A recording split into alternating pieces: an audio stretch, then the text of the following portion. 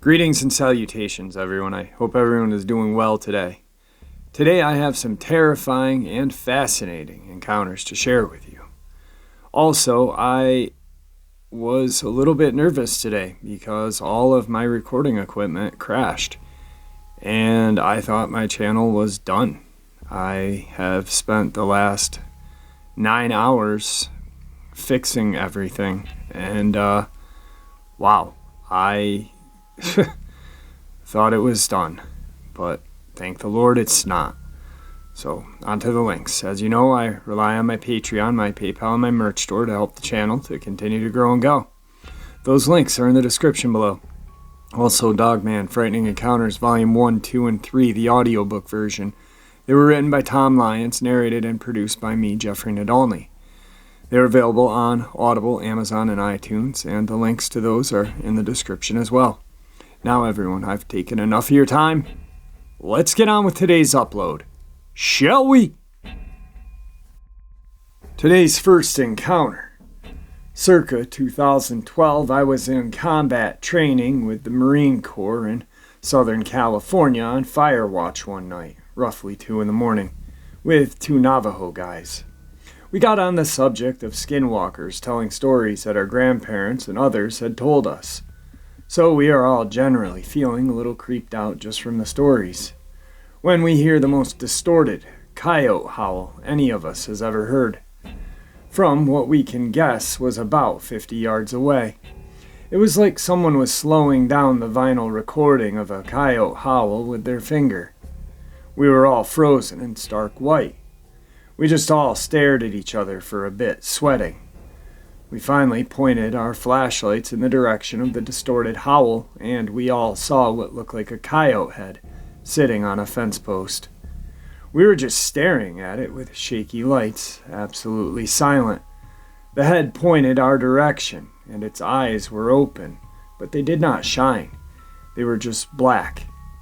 Finally, I say, maybe someone found a dead coyote and put its head on a post. Sometimes farmers will hang a dead coyote on the fence to keep other coyotes away. Our training was taking place on a large open cattle field. Right after I say that, the head turns slightly to the left and moves off the post. From behind the post, a coyote walks out on its hind legs, with its jaw and tongue dangling like they were broken, and then just walks into the darkness, out of our reach of flashlights. We all immediately shit our actual pants and book it back to where everyone was sleeping, and proceed not to sleep properly for the rest of our time there. All 3 of us saw it, and all 3 of us know what we saw. Moral of the story, speak of the devil, and he shall appear. Today's second encounter. This encounter took place in late of July 2008. It was a late night, I'd guess around 2 or 3 in the morning. My boyfriend and I were walking from town to my parents' house in North Coventry, PA, which is located a couple of miles outside of the main part of Pottstown. There's a short unpaved road down the street from their house called Cemetery Road, which has a few houses on it, and has an apartment complex alongside part of it. There's a tiny cemetery on the side of the road across from the apartments that you can tell is old and is a family burial spot, but I'm not sure which family is buried there.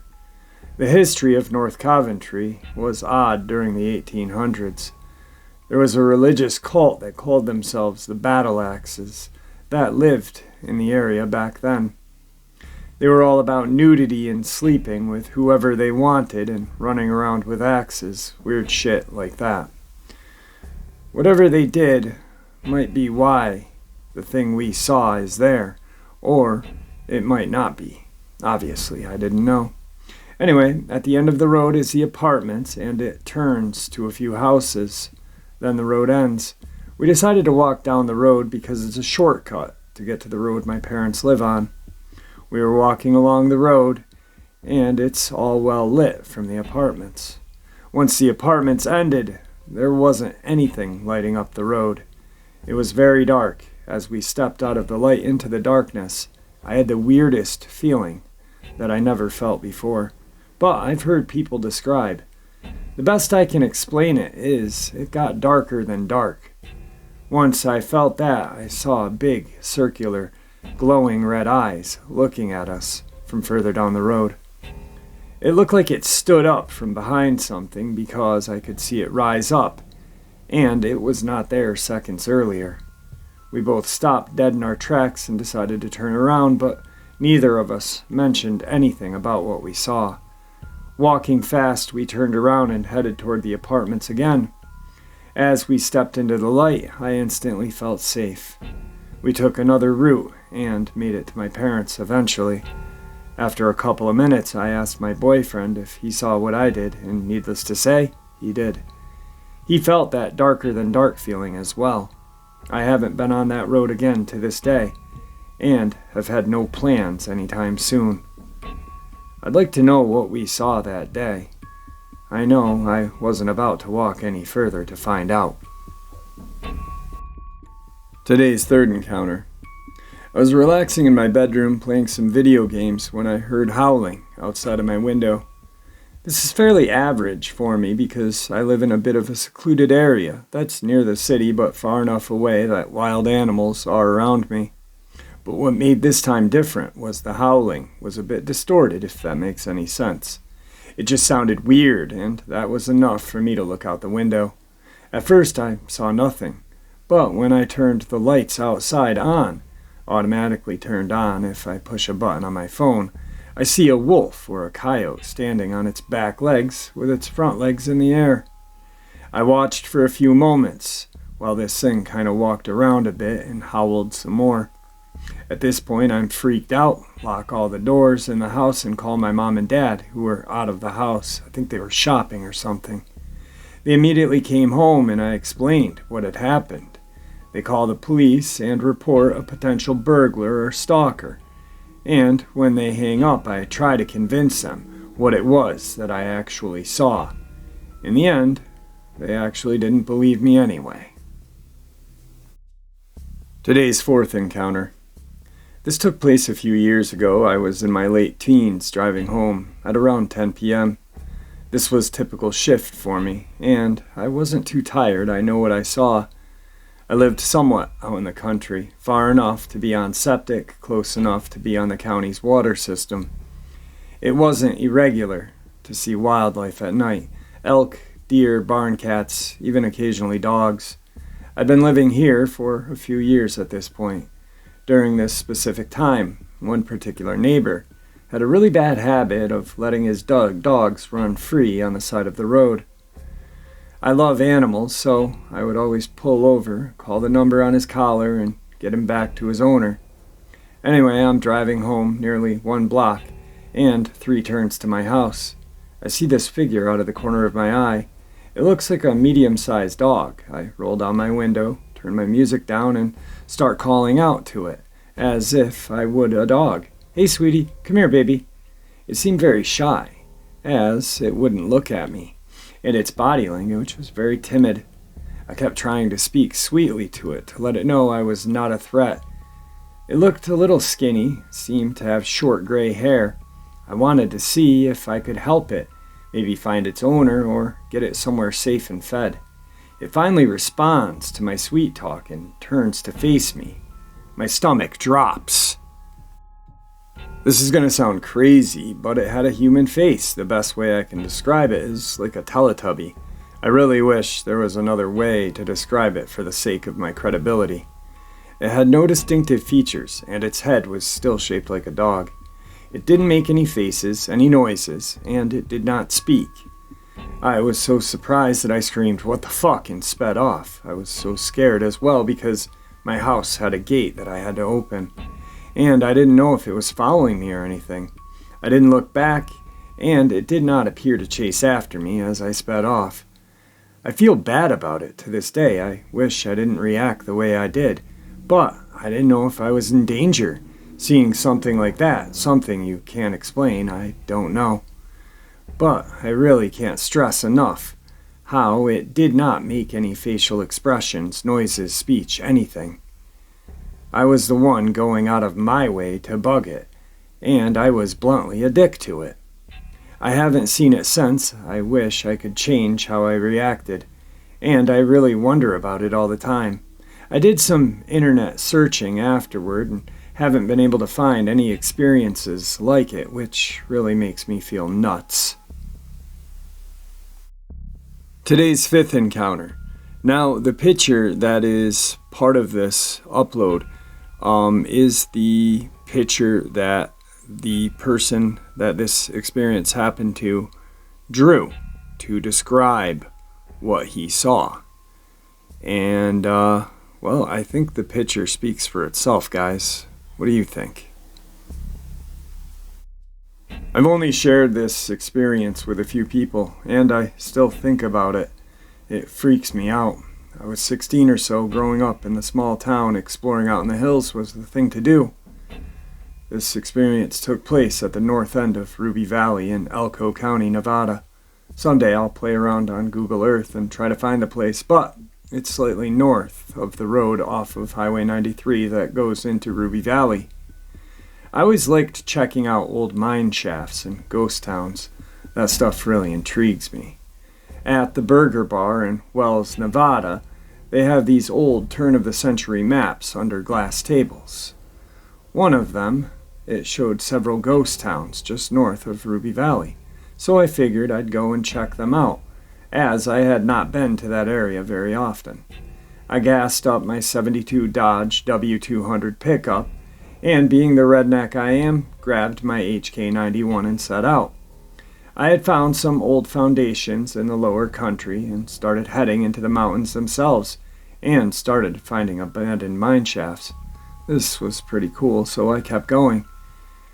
I took this ancient road that was no more than an overgrown cattle path at this point in history, and came upon a tree blocking the road. It was an old pinyon pine, about 2 feet in diameter, that blocked the road. After the tree, the road continued straight for about 200 yards, then hooked right before coming back 180 degrees. I parked my truck in front of the tree and set out on foot.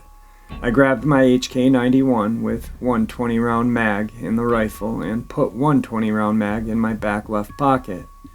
I always had a rifle with me, as I've encountered mountain lions in the mountain shafts before. And just in general, like to shoot shit. Get up on the ridgeline and shoot boulders from a couple hundred yards away. Anyway, as soon as I climb over the fallen tree, I had this creepy feeling as I was being watched. I continued on for about 200 yards to the point where the road started curving right and gaining elevation, going toward the cabin.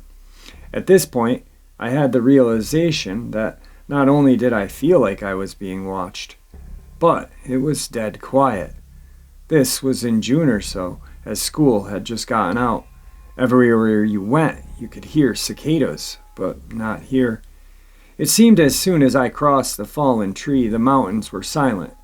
No bugs, no birds, nothing. Deafening silence. As I came up to the turn, there was this big rock.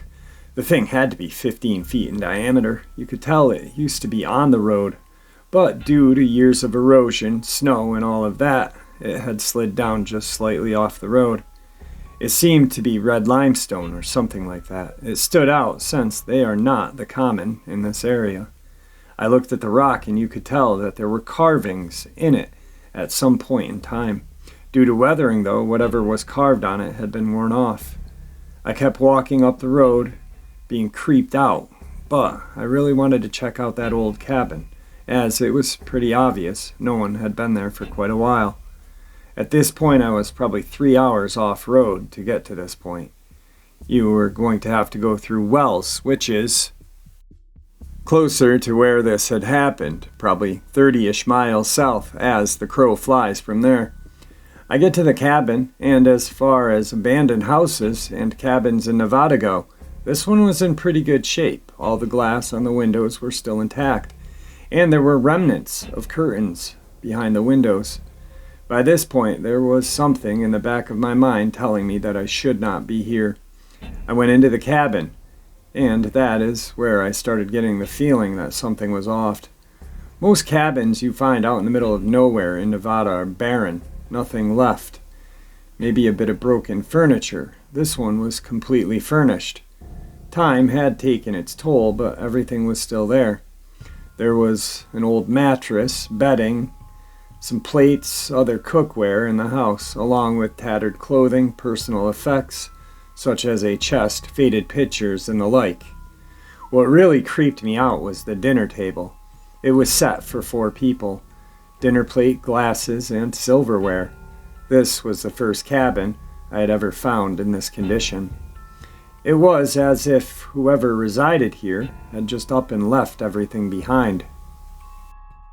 I felt like I shouldn't be in the cabin and went outside to see if I could find the mine shaft or anything else.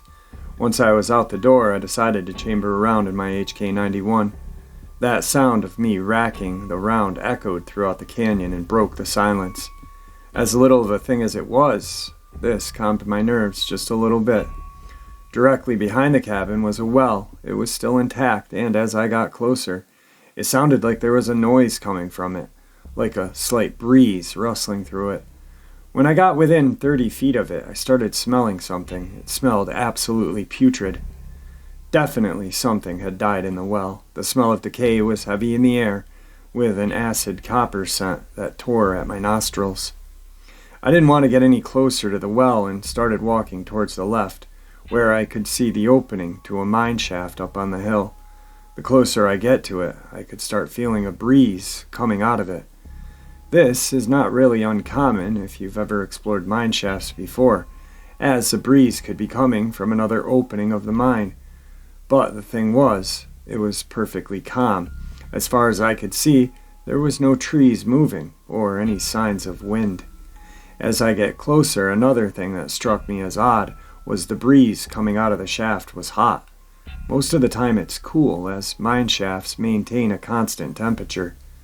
The closer I get to the shaft, the slower I moved towards it.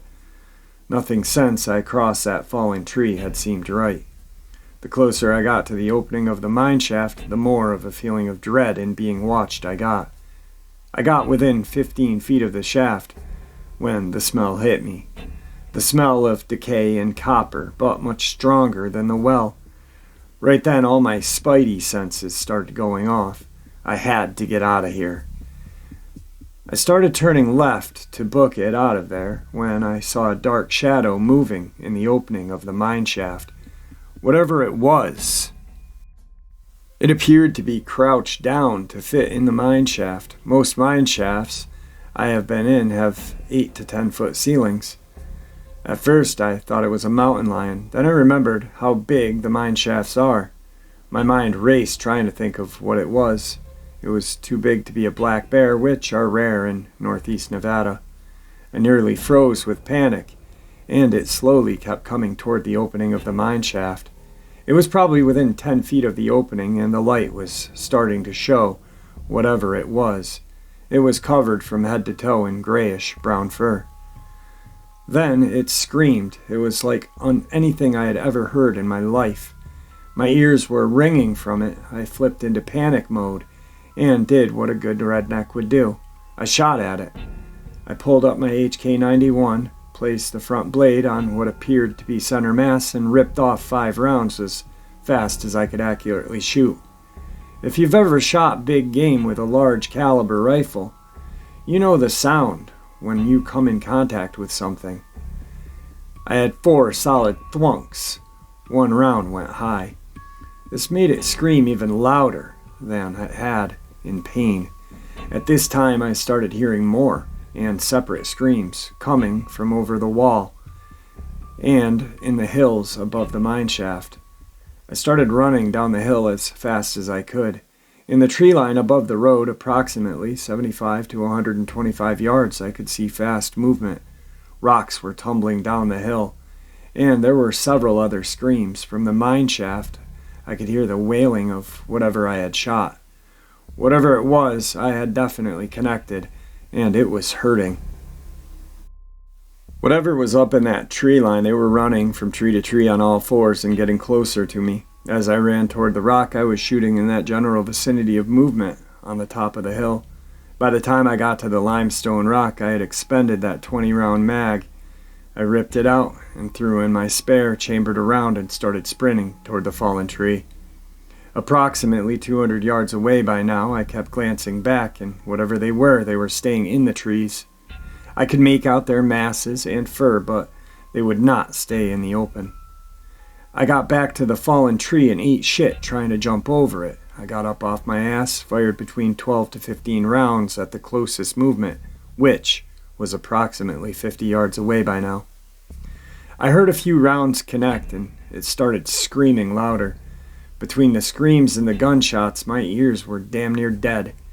I opened the door of my truck, got in, and started it as fast as I could. Backing up to turn around, I damn near put my truck down a canyon. As I started going forward to leave on the road I came in on, was when I finally took a look at one. It was crouched over with its front feet on the tree. It was covered from head to toe with grayish-brown fur, with long, slender fingers and claws. The back of it was hunched, and its face was slender, most closely resembling that of a badger but sunken in eyes. It was shaking its head back and forth, and it sounded like it was attempting to speak, but it was so garbled, and with the noise of my truck, I really couldn't make out what it was. I averaged 50 to 60 miles an hour on a shitty dirt road that I did 15 on the way in. I did not slow down or stop until I got back to pavement. By now I was so shaken that I had to stop to collect myself. I got back to town and was a bit of shock. My dad was a guide in Ruby Mountains for about 20 years. He asked me how my trip went and where I did go. He could tell I was startled and asked where I had been. I told him that I had been north of Ruby Valley. He got quiet and asked if I had seen the cabin with a fallen tree over the road. I told him yeah. He looked me in the eyes and told me that was somewhere I should never go again, especially alone. We never spoke about it again after that. I've never been back. Part of the reason is I now live in western Nevada, but in the back of my mind there's something that's telling me I should go back, and one day I will go back. That was in 2001, before camera phones, and I was too broke to afford a digital camera. I want to go back with a camera though, preferably a GoPro that's on my helmet, and several friends that are armed. Just something about there, even with all the shit I experienced, is drawing me back. One day I will go.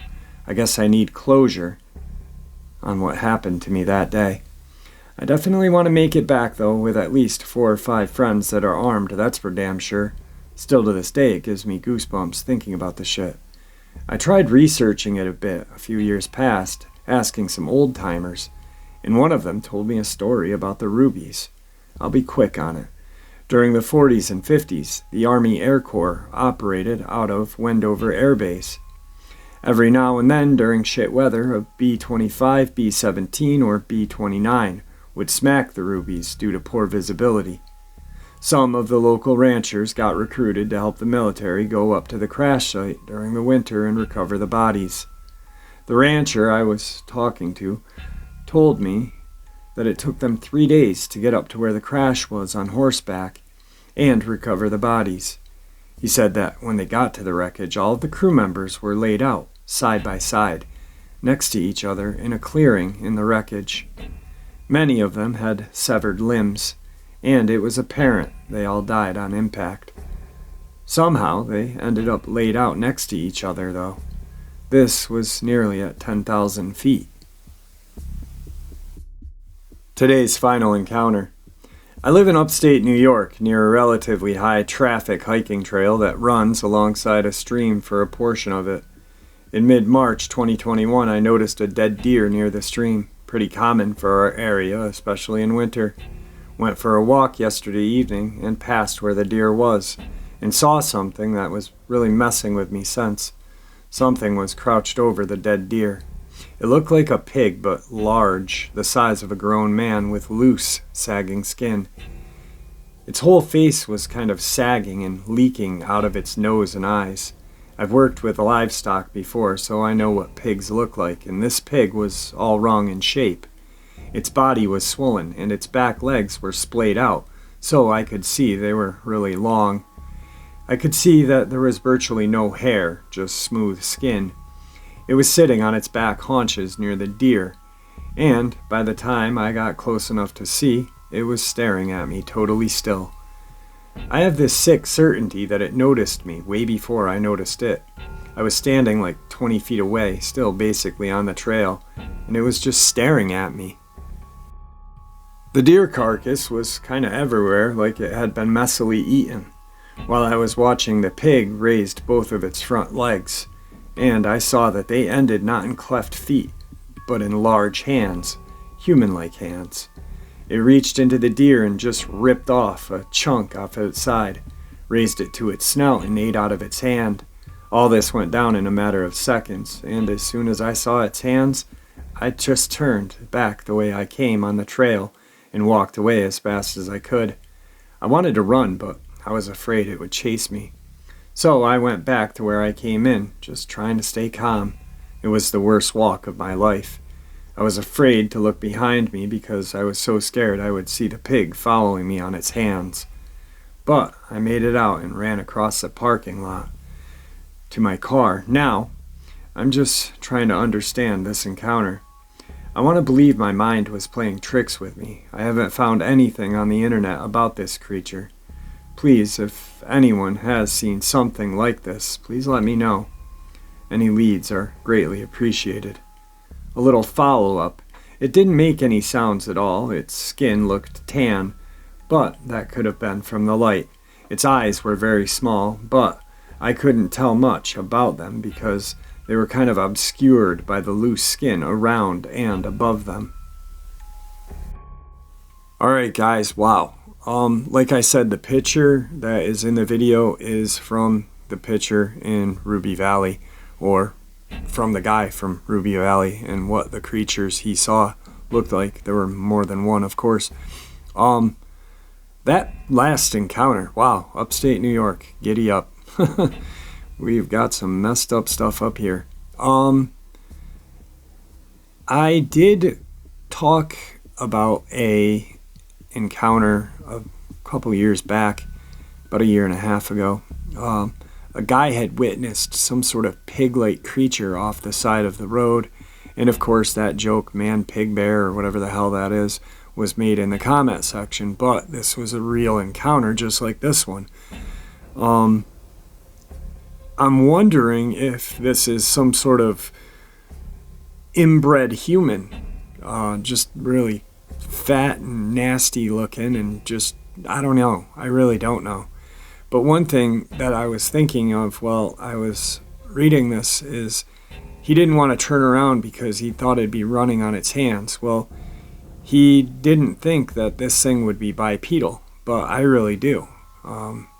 It's kind of weird because, you know, if something's bipedal or quadruped, their hands are going to be just a little different. Yes, apes run on their hands sometimes, but they use their hands like hands with an opposable thumb, so they're shaped like that. But something that runs quadruped, their front parts are different than a hand. So I think this creature was bipedal, and he probably would have shit his pants literally if he saw that thing, because I know I would have. But for some reason, I just think that this was some sort of mutated form of a human and not a pig. I don't know why, but that's just me. What do you guys think? Leave that in the comments. And with that, I want to thank everybody for tuning in, and thank you for the support. And with that, see ya!